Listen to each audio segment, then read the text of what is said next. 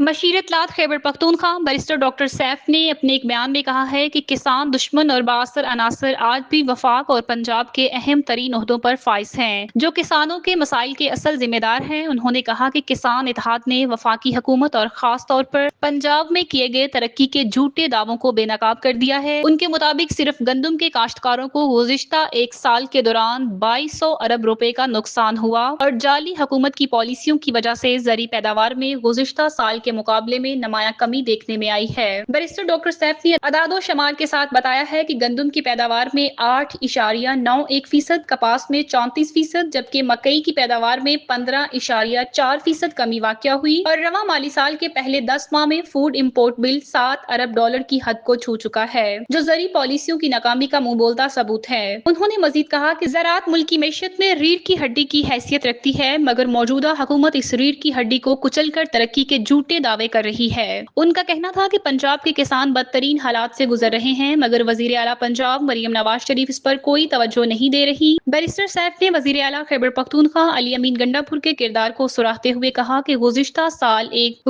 साल अगर उन्होंने पंजाब के किसानों से गंदम ना खरीदी होती तो आज ज़री पैदावार की सूरत हाल मजीद बदतर होती।